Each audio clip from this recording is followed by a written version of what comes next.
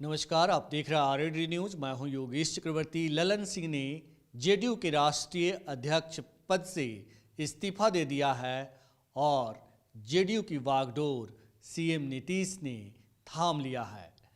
यानी कि उनकी जेडीयू की राष्ट्रीय अध्यक्ष के पद पर ताजपोशी कर दी गई है। इस बीच राज्य में राजनीतिक अस्थिरता को देखते हुए आरजेडी ने बड़ा कदम उठाया है। डिप्टी सीएम तेजस्वी यादव ने अपना ऑस्ट्रेलिया और न्यूजीलैंड का दौरा रद्द कर दिया है। तो बिहार में राजनीतिक भूचाल आया हुआ है और आगे आने वाले दिनों में इसके कई स्वरूप दिखाई पड़ने वाले हैं।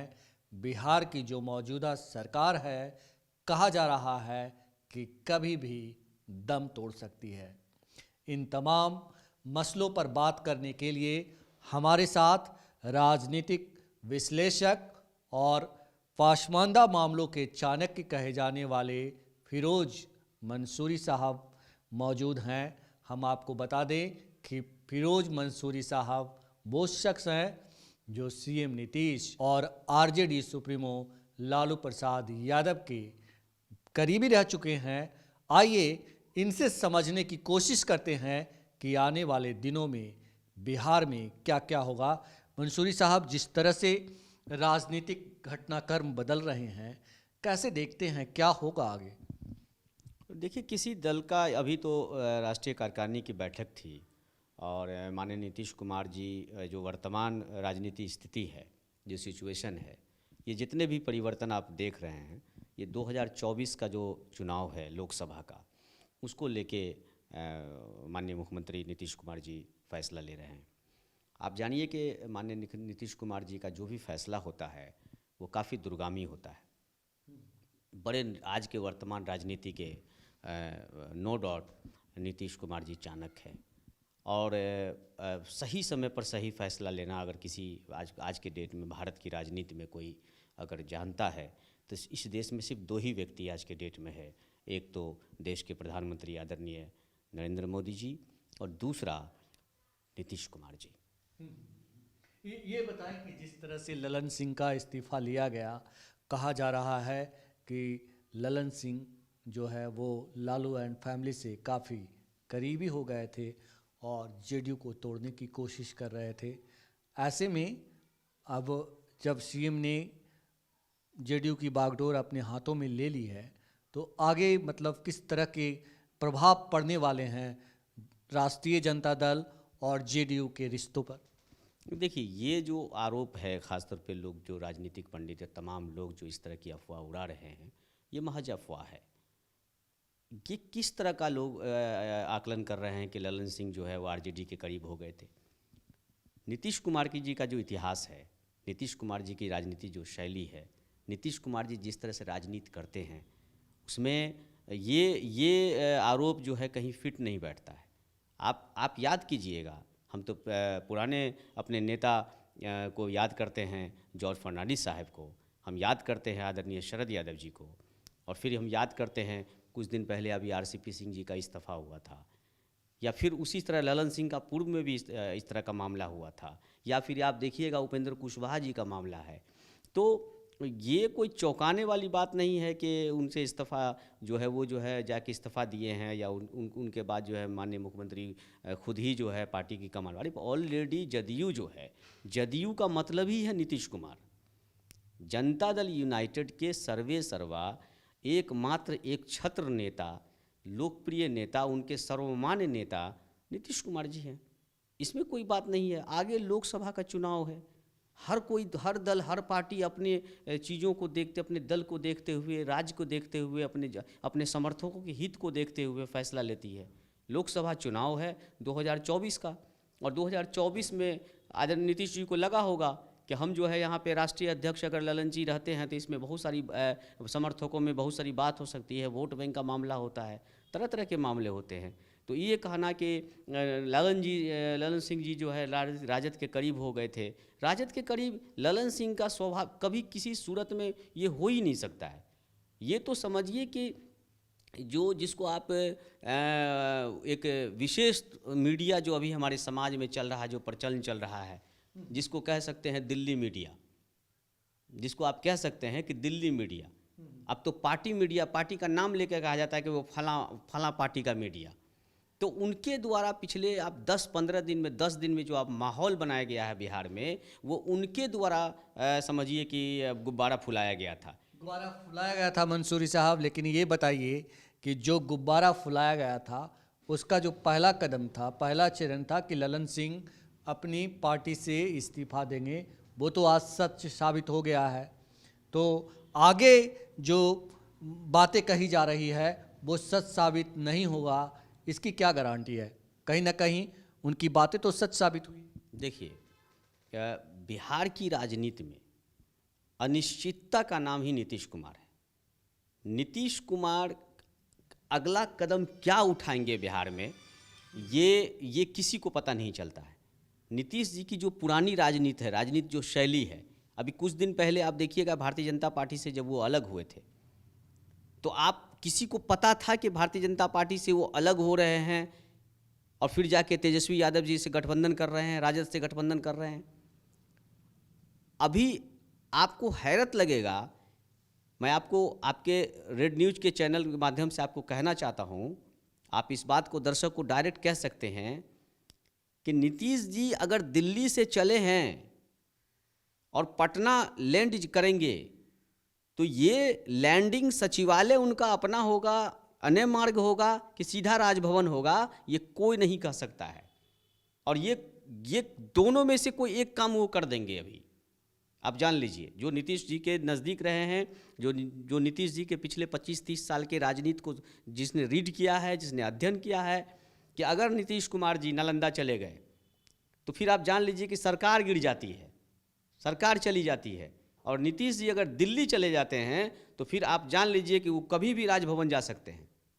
तो ये अभी कुल मिलाकर आप जान लीजिए कि बिहार के एकमात्र राजनीति के केंद्र में नीतीश कुमार जी हैं। लोगों ने पिछले 10-15 दिन से नीतीश कुमार को, मैं देख रहा हूँ 1-2 महीने से, जब से जाति गणना का मामला आया है, जाति गणना जब नीतीश जी ने जब बिहार में पास करवाया है, तब से नीतीश जी पर एक बहुत सारे आरोप लगे हैं। नीतीश जी का स्टेटस घट गया है, नीतीश जी का जो है इमेज चला गया है, नीतीश जी भसिया गए हैं, नीतीश जी गड़बड़ा गए हैं। इसके इमेज को डैमेज करने के लिए कोई कसर गोदी मीडिया ने नहीं छोड़ा है और इसके लिए पूरा का पूरा क्रेडिट जो है वो दिल्ली को जाता है। इसके पूरे केंद्र में दिल्ली है। आपको पता है पिछले दिनों क्या हो रहा है, पिछले 1 हफ्ते से क्या हो रहा है? 1 हफ्ते से आप देखिएगा कि हमारे भारतीय जनता पार्टी के सुशील कुमार मोदी जी हैं ना, वही पीटीआई हो गए हैं, यूएनआई हो गए हैं, सूत्र हैं। सूत्रों के टोटल जितनी मीडिया बिहार की है वो टोटल सुशील मोदी जी के सूत्र के हवाले से जो है, चाहे राष्ट्रीय जनता दल से सवाल करता हो, चाहे वो जदयू से सवाल करता हो या किसी भी कांग्रेस पार्टी के नेता से सवाल करता हो, और सूत्र एकमात्र है सुशील मोदी जी। सुशील मोदी जी ने कहा था पिछले कल परसों के अखबार को देखिए कि ललन सिंह इस्तीफा देंगे, ललन सिंह अध्यक्ष नहीं रहेंगे। केंद्र में देखिए आप देख लीजिए कैसे घूम रहा है। और आज ललन सिंह इस्तीफा दे दिए हैं, उन्होंने अपनी इस्तीफा की पेशकश कर ली है। उसके बाद जो है वहाँ पर राष्ट्रीय कार्यकारिणी उसका जदयू स्वीकार कर लेता है, नीतीश कुमार जी के लिए प्रस्ताव आ जाता है और फिर पार्टी बैठक करके नीतीश कुमार जी को सर्वसम्मति से जो है बिहार में घोषणा हो जाएगा।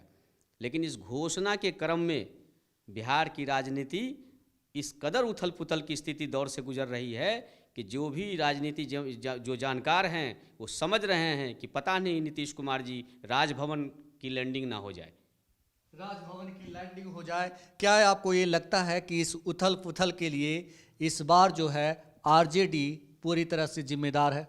बिल्कुल, टोटल का टोटल अगर इस पूरे उथल पुथल के केंद्र में अगर कोई सबसे ज़्यादा अगर जिम्मेदार है तो राष्ट्रीय जनता दल नेतृत्व है। राष्ट्रीय जनता दल नेतृत्व इस बात को क्यों नहीं समझ रहा है? वो क्यों नहीं समझता है कि हम जिस पार्टी के साथ, जिस विरोधी के साथ, जिस जगह पे हम राजनीति कर रहे हैं वो पूरी तरह से किसी और को घेरने की साजिश नहीं है, सिर्फ राष्ट्रीय जनता दल को ही घेरने की बिहार में साजिश चल रही है। और ये साजिश यहाँ बिहार में नहीं चल रही है, बल्कि राष्ट्रीय स्तर पर चल रही है, क्योंकि सबको पता है कि राष्ट्रीय जनता दल ही सांप्रदायिकता का जवाब है। सांप्रदायिकता का जवाब नीतीश कुमार जी नहीं हैं। इस देश में राष्ट्रीय जनता दल ही सांप्रदायिकता के खिलाफ अगर कोई एकमात्र कोई आदमी खड़ा हो सकता है तो उसका नाम राष्ट्रीय जनता दल है।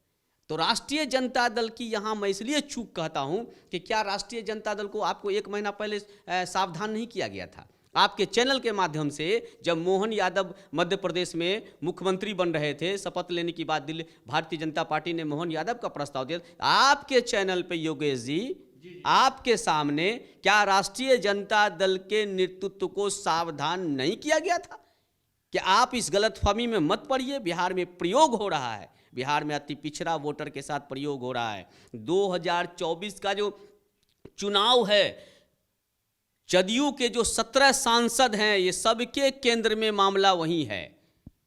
राष्ट्रीय जनता दल को पहले ही जनता दल यूनाइटेड के साथ, शीर्ष नेतृत्व के साथ बैठकर, सर जोड़कर, गले मिलकर अपना सीट शेयरिंग कर लेनी चाहिए थी। राष्ट्रीय जनता दल क्या कर रही है?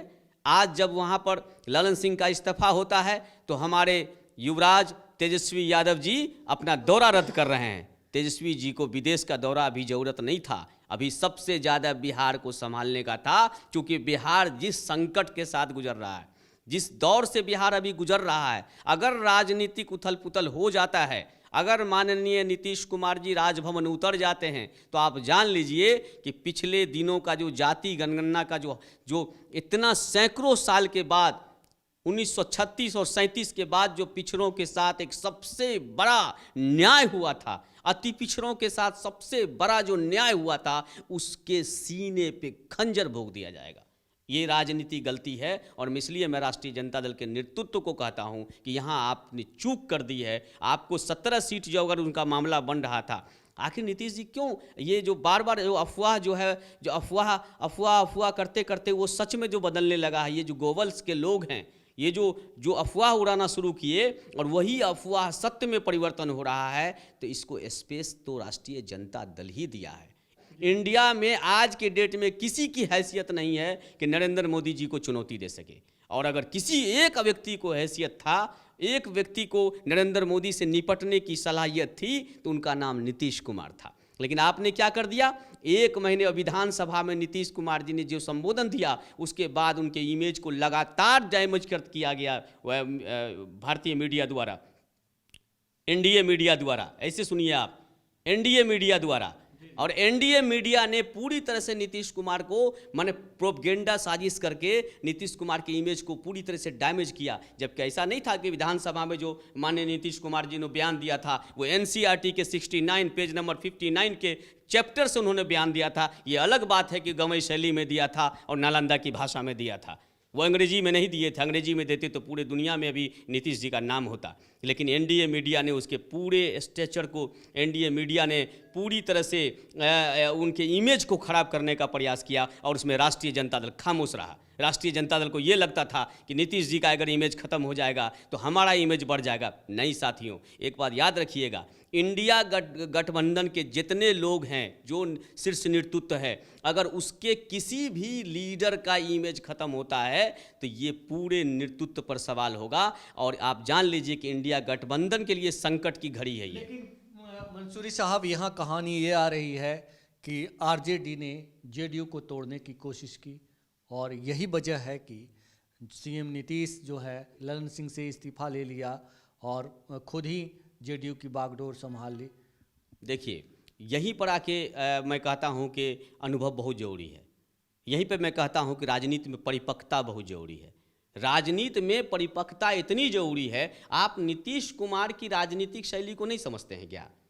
जो नीतीश कुमार, अगर यहाँ पे जात की राजनीति चलता है, अगर आपको लगता है कि 2% 3% जाति के प्रतिनिधित्व की राजनीति चलता है, तो बिहार में जो 2% का समाज, जिनको आप नीतीश कुमार जी को जिस जाति से आप बिलोंग करते हैं, कि वो तो इतना ही प्रतिशत है, और उसके बाद आपको नहीं लग रहा कि पिछले 20 साल से जो है शासन कर रहे हैं, तो ऐसे शासन कर रहे हैं क्या? नीतीश कुमार तो ऐसा ब्रांड है कि जब चाहे भाजपा में चला जाए तो भाजपा शुद्ध हो जाए, जब चाहे एनडीए यूपीए में चला आवे तो ये यूपीए शुद्ध हो जाए। तो जब नीतीश कुमार के केंद्र में ही बिहार की राजनीति जा रही है तो आपने इतना हल्की बात क्यों की? आपने जदयू को हल्के में क्यों लिया? आपने ये क्यों समझा कि ये जो अभी साजिश चल रही है नीतीश कुमार के खिलाफ, ये साजिश आपके खिलाफ चल रही है? ये अंतोगत्वा अगला गोल क्या था? अगला का गोल था कि बिहार में नीतीश कुमार के इमेज को खराब करो, नीतीश जी को डरा दो और डराने के बाद उसको वापस अपने घर की तरफ ले आओ और फिर उसके बाद 2024 का चुनाव लड़ेंगे। चूँकि आप जान लीजिए योगेश जी, बिहार में जो यूपीए का या अभी जो चुनाव होने जा रहा है 2024 में, अंतिम में भारतीय जनता पार्टी के पास वही 18% का खेल है। भारतीय जनता पार्टी के साथ समस्या थी कि हम ये 5 से 8% का जो वोट था वो कभी भी भारतीय जनता पार्टी की तरफ नहीं आ पा रहा था। लाख चाहने के बाद भी कोयरी और कुशवाहा का वोट जो है वो ट्रांसफर भारतीय जनता पार्टी नाक रगड़ के मर गए हैं, नहीं करा पा रहे थे नीतीश जी के वगैरह। और नीतीश जी को भी ये बात हो रहा था कि अगर ये बात पता चल गया, अगर कहीं से भी ये साजिश चली गई कि तेजस्वी यादव मुख्यमंत्री बन रहे हैं, जैसे कि आरजेडी की तरफ से लोग कहते हैं कि दबाव बनाया जा रहा था, अगर ये दबाव था तो ये बहुत ही बिल्कुल बेवकूफ़ाना दबाव था, बिल्कुल मूर्ख वाली बात थी। आप नीतीश कुमार पर कैसे दबाव कर सकते हैं? आपकी अभी इतनी हैसियत राजनीति नहीं है कि नीतीश कुमार जैसी, जिसको राजनीति का आज के डेट में पंडित और चाणक्य कहा जाता है, उस पर आप दबाव बना लेंगे। नीतीश जी जब चाहते हैं, जिसके साथ चाहते हैं, वो अपनी सरकार बनाते हैं। उन्होंने पहले भी साबित किया है, वो अभी भी साबित कर देंगे। अगर अभी भी राष्ट्रीय जनता दल डैमेज कंट्रोल नहीं करती है तो राष्ट्रीय जनता दल ने अगर ये फैसला किया था ललन सिंह के नाम पे, हालांकि मैं कतई इससे इनकार करता हूँ, जहाँ तक हम लोग जानते हैं कि राष्ट्रीय जनता दल ने कहीं से भी ललन सिंह के साथ जो है इस तरह का कोई मामला नहीं था। आज भी ललन सिंह जो है वो नीतीश कुमार के ही आदमी हैं, नीतीश कुमार के ही खासम खास हैं। ये अलग बात है कि नीतीश जी की अपनी शैली है राजनीति करने का।